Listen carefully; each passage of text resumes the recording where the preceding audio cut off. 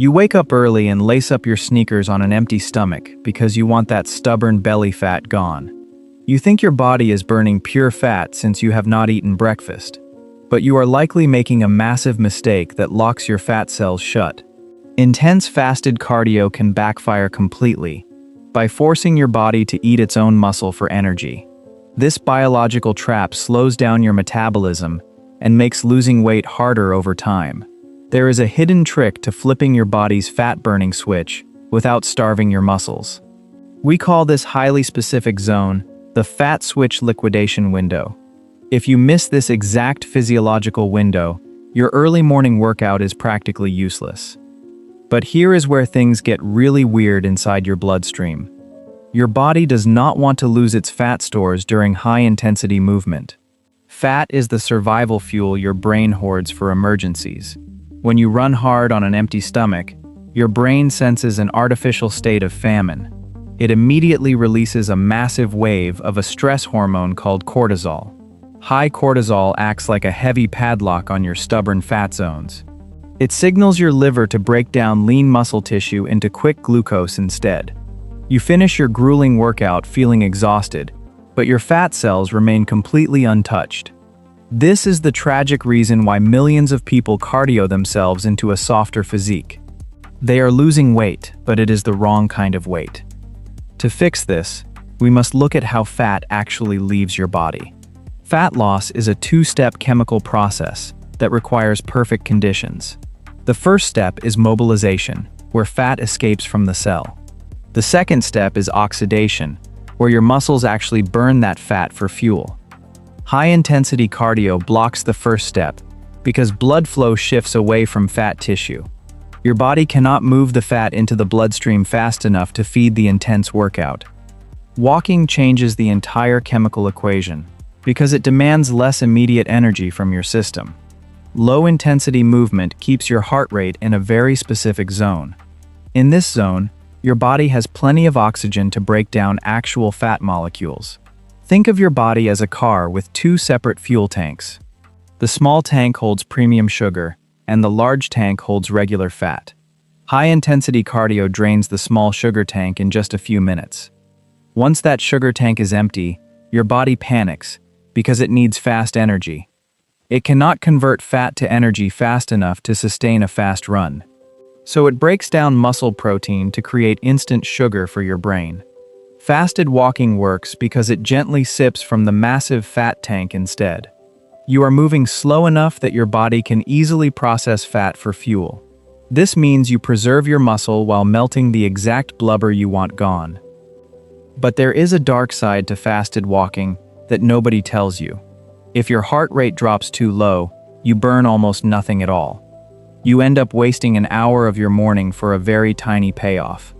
The secret lies in finding your personal metabolic sweet spot. This is the exact boundary line where fat burning reaches its peak velocity. Base scientists measure this through gas exchange, but you can find it using a simple breathing test. If you can talk but cannot sing, you are in the zone. This zone stimulates blood flow directly to your stubborn abdominal fat tissue. Morning movement is uniquely powerful because your insulin levels are at rock bottom. Insulin is the primary fat storage hormone in the human body. When you eat food, insulin spikes and locks your fat cells completely. By moving before breakfast, you bypass the insulin lock entirely. However, you cannot just stroll around the block and expect a six-pack. The real magic happens when you pair this low-intensity movement with specific internal triggers. Most people wake up dehydrated, which completely stalls the fat mobilization process. Water is the primary transport vehicle for moving fat out of your cells. Drinking black coffee before your walk accelerates this process even further. Caffeine raises your adrenaline levels, which acts like a key to your fat padlocks. But adding sugar or cream to that coffee ruins the entire hormonal advantage. Even a single splash of milk can spike your insulin and ruin your fasted state. You must keep your system completely free of calories to reap the rewards. This brings us to a massive debate in the fitness world today. Many experts claim that total calories burned is all that matters for weight loss. They argue that burning fat during a workout does not mean more total fat loss. They believe your body simply compensates by burning less fat later in the day. This theory is correct for fed cardio, but it fails for fasted walking. Fasted walking creates a unique hormonal environment that alters your baseline metabolism. It trains your body to become metabolically flexible over time. A metabolically flexible body burns fat effortlessly, even while you sit at a desk. But here is the catch that ruins most morning routines. If you walk for too long, your body begins to secrete that dreaded cortisol again. There is a precise time limit where the benefits peak and then sharply reverse. Go past this limit and you enter the muscle-wasting zone once more. You must structure your morning timeline with mathematical precision to maximize results. Most people guess their timing and wind up hurting their progress. They walk until they feel starving and then overeat at breakfast. This triggers a massive glucose spike that stores new fat immediately. You have to know exactly how to transition out of your fasted walk safely. The first meal after your movement dictates your results for the next 24 hours.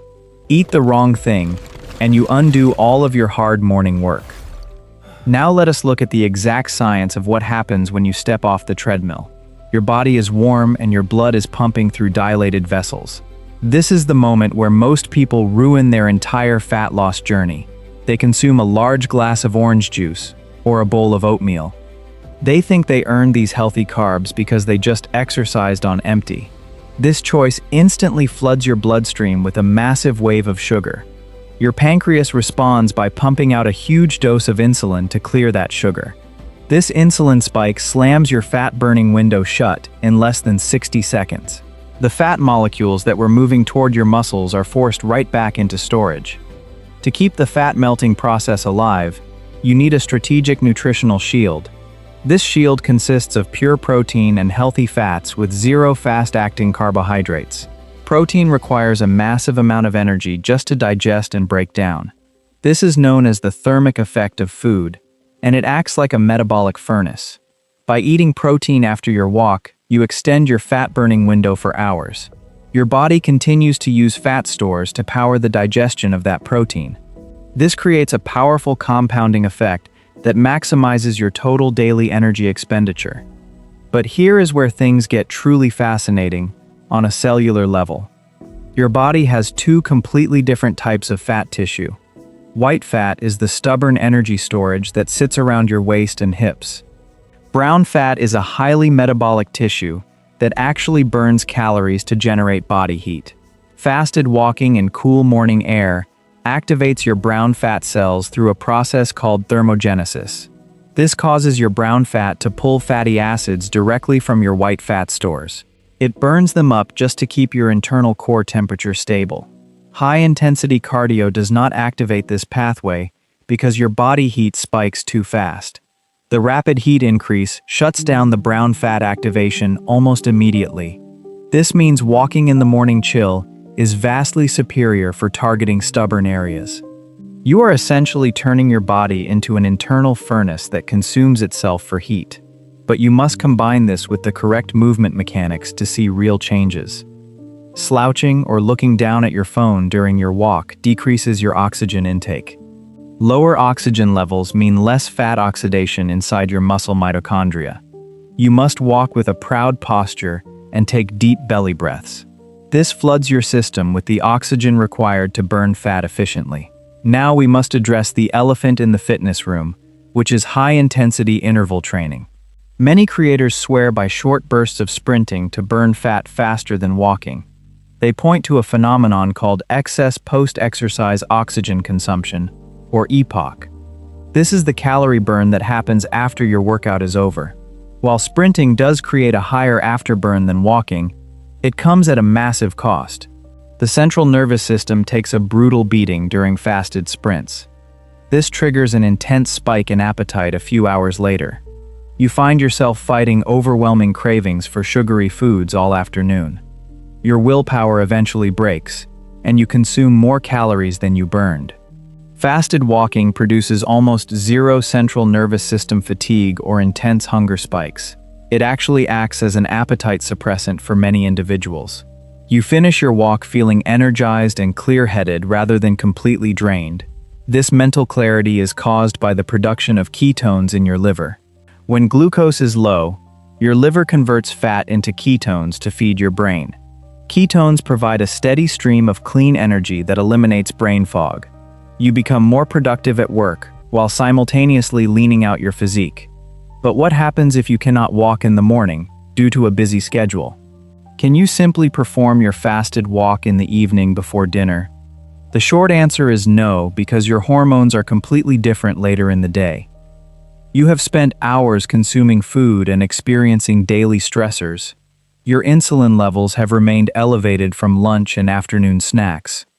Even if you fast for 4 hours before an evening walk, it is not the same. Your body has not depleted its liver glycogen stores through a night of sleep. An evening walk will primarily burn the sugar circulating from your lunch. It will barely touch the deep fat deposits you want to erase. This is why the timing of your fasted movement is completely non-negotiable. You must leverage the unique hormonal slate that only exists when you first wake up. If you cannot walk outside, a treadmill set to an incline works perfectly. The incline increases the muscular demand without raising your heart rate into the sugar-burning zone. It allows you to burn more total fat per minute without risking muscle loss. But you must avoid holding onto the handrails of the treadmill while walking. Holding the rails reduces the workload by up to 25%. It ruins your posture and drops your heart rate out of the optimal zone. Let your arms swing naturally to engage your core and upper body muscles. This minor adjustment increases your total caloric burn without changing your speed. To truly master this routine, you need to track your daily progress accurately. Do not rely on a standard scale because weight fluctuates wildly based on water retention. Look at how your clothes fit around your waist and check your morning energy levels. A successful fasted walking routine should leave you feeling tighter and more vibrant every week.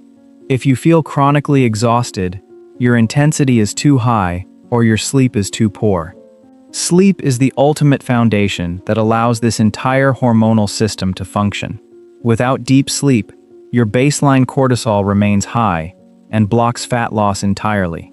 Protect your rest with the same discipline you use for your morning movement.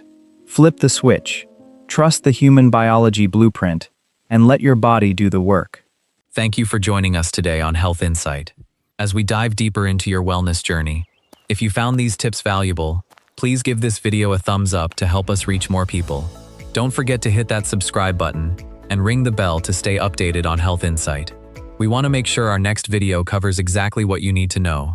Drop a comment below and tell us what health topic or medical mystery you'd like us to explore next. Until next time, stay proactive, stay informed, and stay healthy.